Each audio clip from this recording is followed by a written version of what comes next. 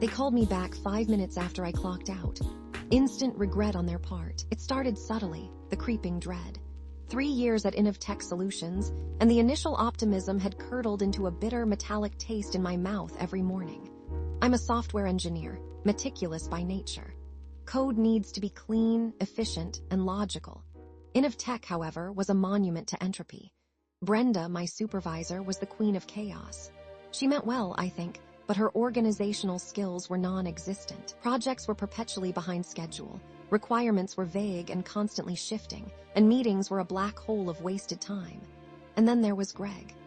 Greg was a senior engineer, technically proficient, but an unbearable, preening peacock.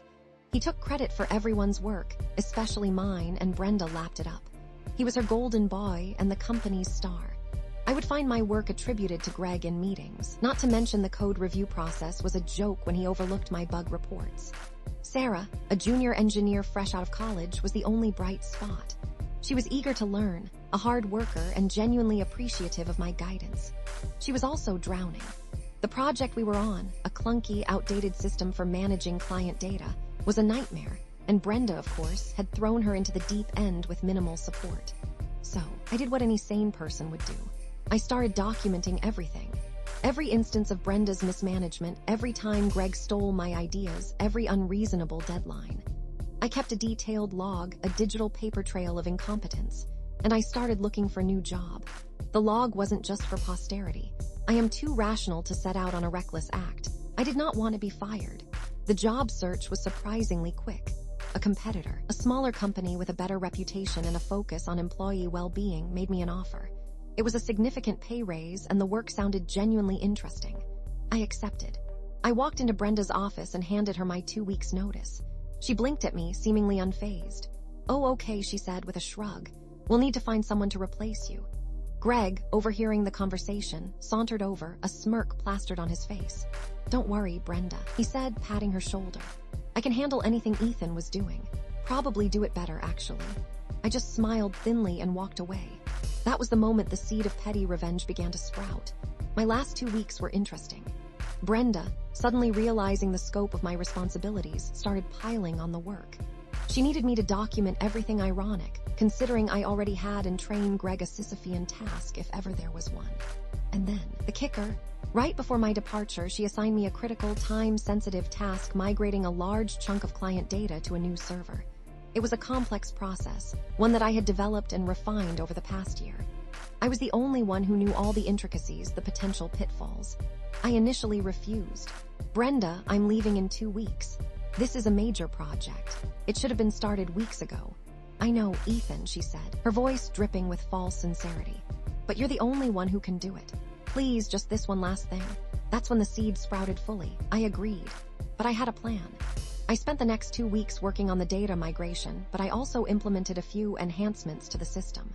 Small, seemingly insignificant code modifications, little dependencies that wouldn't trigger immediately, but would cause cascading failures after a specific period. Time bombs, if you will. Nothing catastrophic, mind you. Just enough to cause significant inconvenience. Corrupted data here, a server overload there, a few unexplained crashes. The kind of problems that would take hours, maybe days, to diagnose and fix. I carefully staggered the triggers, so the issues would appear sporadically, making it harder to trace them back to a single source. I also made sure that Greg, in his overconfidence, would be the one to stumble upon them. I felt a twinge of guilt about Sarah. She didn't deserve to be caught in the crossfire. So I spent as much time as possible training her on the parts of the system I expected to fail. I explained the underlying architecture, the potential vulnerabilities, the troubleshooting steps. I hoped she could use the chaos to her advantage, to prove her worth and maybe even get a promotion. My last day arrived. I packed up my desk, said goodbye to Sarah, and endured a perfunctory farewell speech from Brenda and a condescending pat on the back from Greg. At 5:00 p.m. sharp, I clocked out, feeling a sense of liberation I hadn't experienced in years. I walked out of Tech Solutions, not looking back. I went to a bar near my house and had a celebratory drink. It tasted like freedom. 5 minutes later, my phone rang. It was Brenda. "Ethan, oh, thank God," she said, her voice bordering on hysteria. "We have a major problem. The system, it's completely down. Greg made a change and everything just crashed. We can't access any client data." Mr. Henderson from client company name is here and furious you're the only one who can fix it. I paused, savoring the moment. I'm sorry, Brenda, I said, feigning ignorance. I've already clocked out. I don't work there anymore. But you have to please. Ethan, I'm begging you, we're desperate. I hesitated, pretending to consider the options. Well, I said slowly, I suppose I could come back as a consultant. My hourly rate is $300 with a 4-hour minimum. And I'll need a formal apology from Greg for his unprofessional behavior over the past 3 years. And a guarantee that Sarah will be given more responsibility and training opportunities. There was a stunned silence on the other end of the line.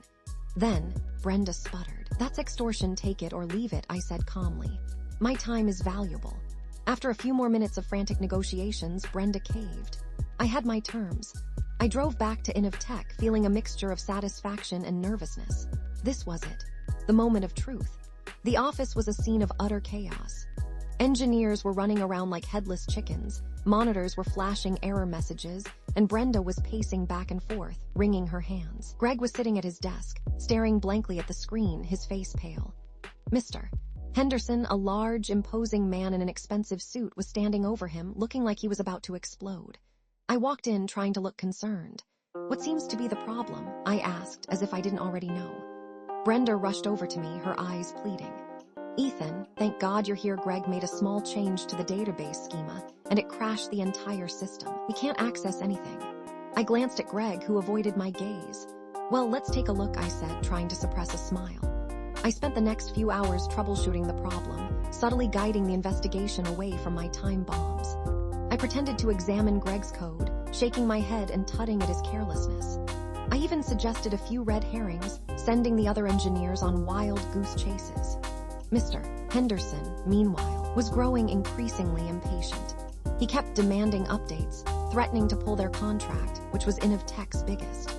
Finally, after what felt like an eternity, I discovered the cause of the meltdown. It appears, I said dramatically, that the database schema change introduced a conflict with a series of overlooked dependencies, specifically within these tables. I pointed to the database schema and the tables that I knew would trigger the problems. Of course, those overlooked dependencies were my time bombs. Greg's face turned even paler. He realized that he had been set up.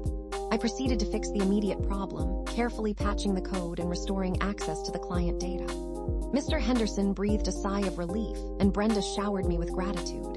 But I wasn't done yet. In the following days, the time bombs continued to trigger minor issues. A corrupted data field here, a server overload there, a few unexplained crashes. Just enough to keep the engineers on their toes and remind Brenda and Greg of their incompetence.